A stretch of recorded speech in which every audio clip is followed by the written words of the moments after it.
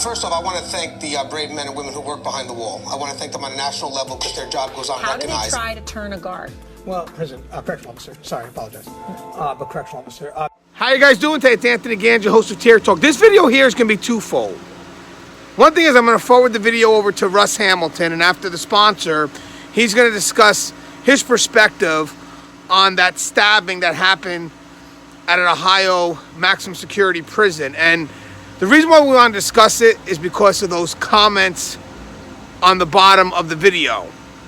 Those comments show you the concerns that our staff has when it comes to the safety of those inmates. So for the many who feel that our staff is callous and just don't care, maybe you should read those comments. And when Russ does his part of the video, he's going to highlight some of those comments, and he's going to mention the concerns that we have in regards to those inmates' safety, especially the shackling of an inmate to an inanimate object. Now that's going to happen after the sponsor.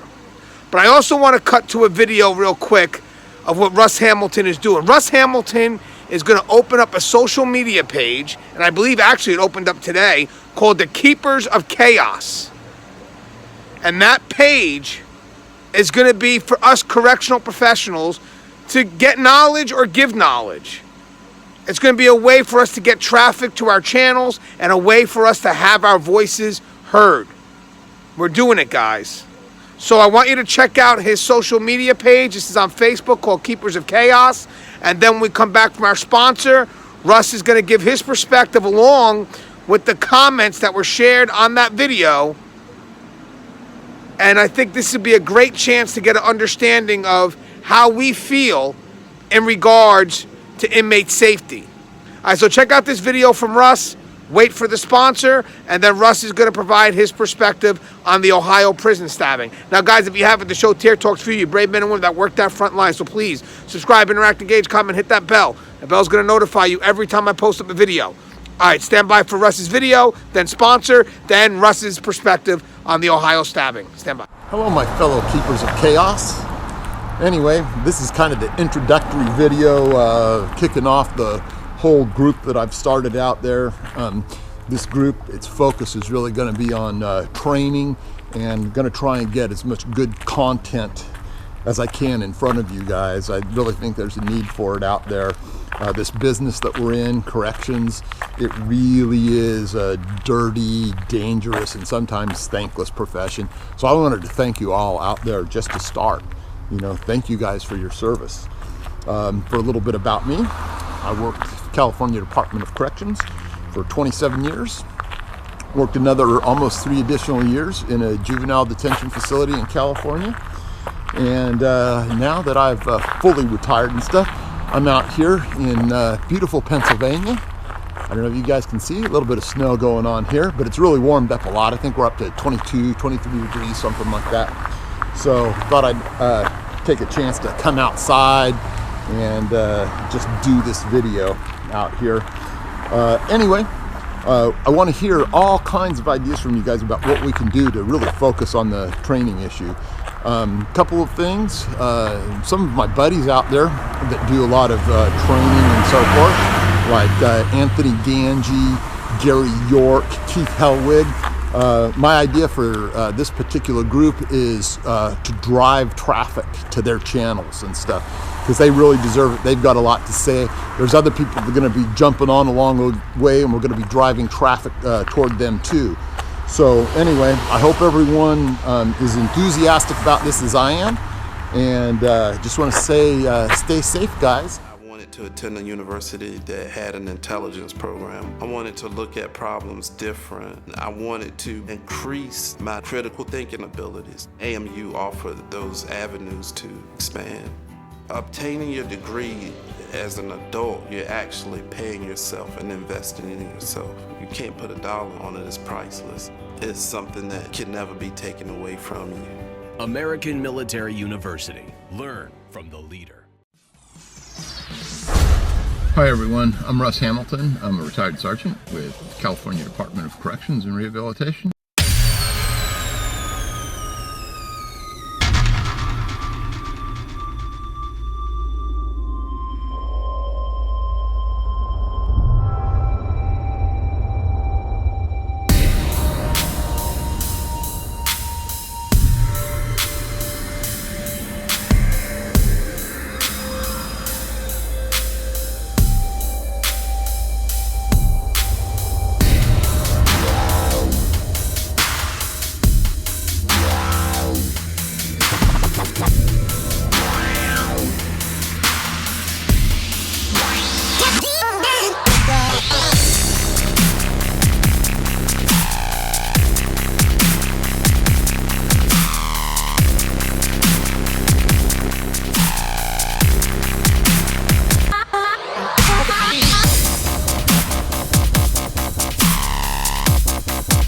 Hey, Tier Talk fans, Russ Hamilton here. Anthony Ganji asked me to do a real quick video on this situation that happened in Ohio.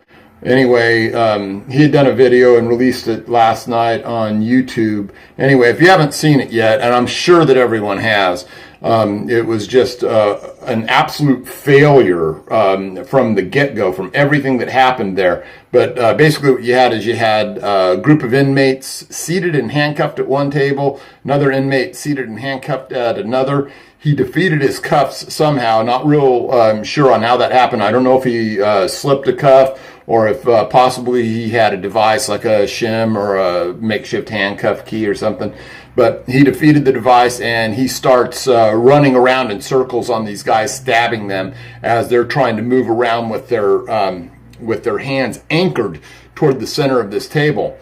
This was a horrible, horrible policy and a horrible, horrible procedure to have done. I don't know what anyone could have been thinking. I've talked actually to some of the people that know the situation there and said that this policy and this procedure was developed by administration, and administration was clearly told that this was a dangerous thing to do.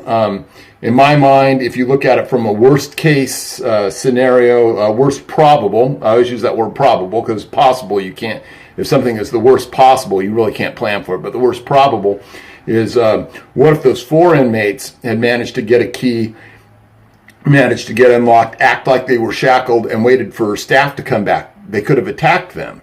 And that would have been the worst. But we're responsible for these inmates. We're responsible for the decisions we make. We're responsible for the policies we implement. And here we have this, and it was just so far out of bounds. It's one of the craziest things I've ever seen. It's one of the worst policies and implementing of a procedure that I've ever seen as well. Anyway, we got quite a few different comments on this video last night, and so I'm just going to go through some of them and give a shout out to those who wanted to, come in and interact with us and stuff.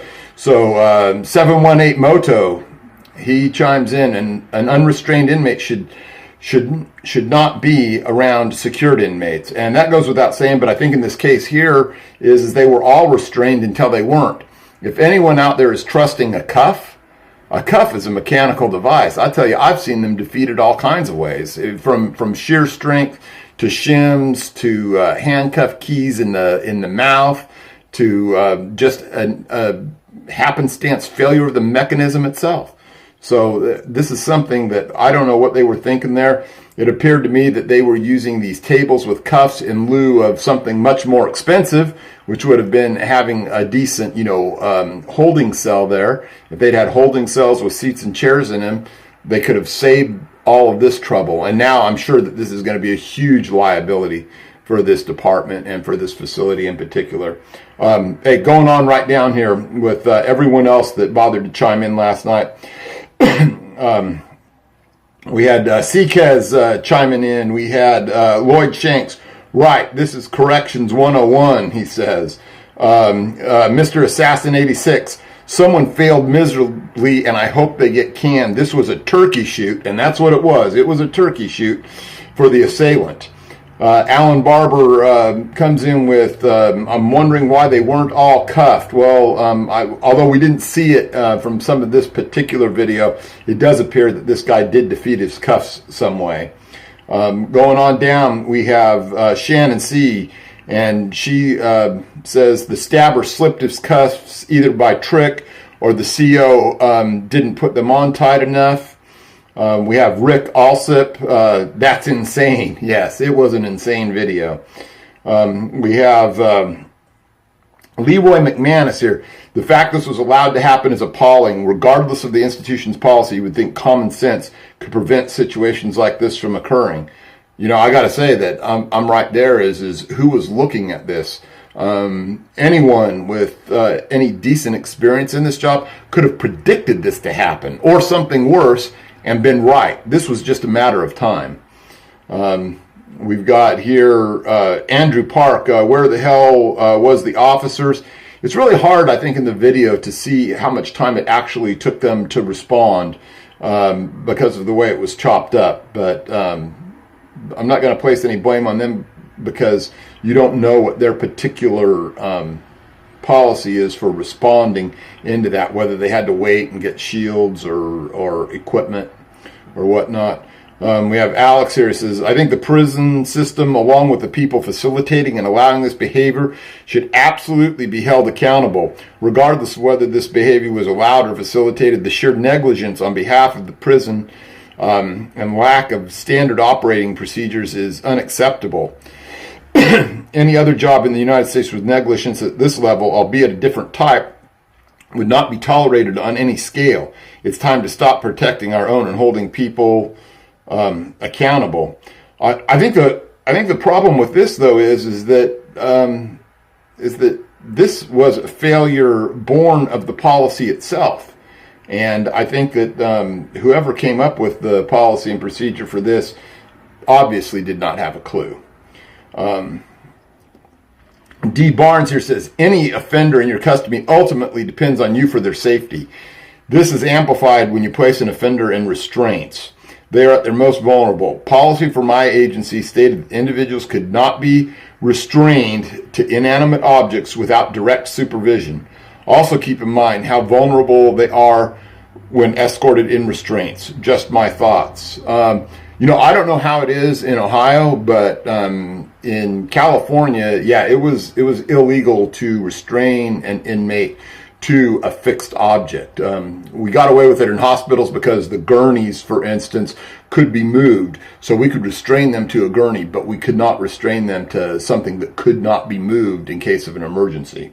Andrew states, he almost stabbed him in the femoral artery in his leg. That was close. The inmate doing the stabbing was also a part of an assault on a CO who was stabbed 32 times. This is something I had heard too, that this inmate was involved in that. For the sake of the privacy of the officer, I'm not going to mention his name, but I do know who it was. Aaron Phillips says, dang, that helplessness was hard to watch. We've got Christian Catherine Grimes says that guy knew an opportunity when he saw one. Mentions the poor guy's shackled to the table. Dark place. This is almost like learning not to drive drunk, or like not leaving the fish tank open around cats, or leaving the basement door open without a baby gate for a wandering young toddler. I think what he's pointing out there is we all knew this was a bad idea. Who was in charge at the top that thought this was a good idea? I don't know. We've got holy cats. Never should have happened. Fighting might be against the rules, but you never put an inmate in a position where they can't defend themselves from another. In this case, an unrestrained inmate. Like I said before, of course, we know now that he did defeat these cuffs using some method. Going on, we've got DMAC. My initial thought is, how can prisons be 100% weapon free in terms of sharp objects? What steps can be taken to reduce the stabbings? My thought is what led to the 4 being shackled to the table, and what prior animosity did the attacker and the victims have with each other. I don't know if there was any previous animosity, but we do know that this was apparently one dangerous dude involved in a stabbing of a correctional officer 32 times. So anyway, that's the basics on this video. Hey, this is the time to use this stuff. Learn, think about it ahead of time. Don't let these things happen to us in the future. This is what robs us of, our status, our pay.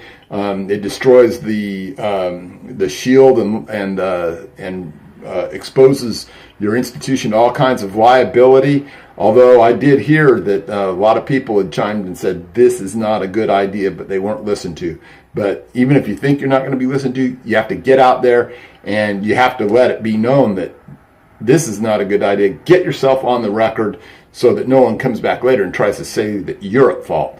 Anyway, hope you guys are going to be out there tonight staying safe if you're working a shift. If not, I'll catch you guys later. Stay safe, everyone.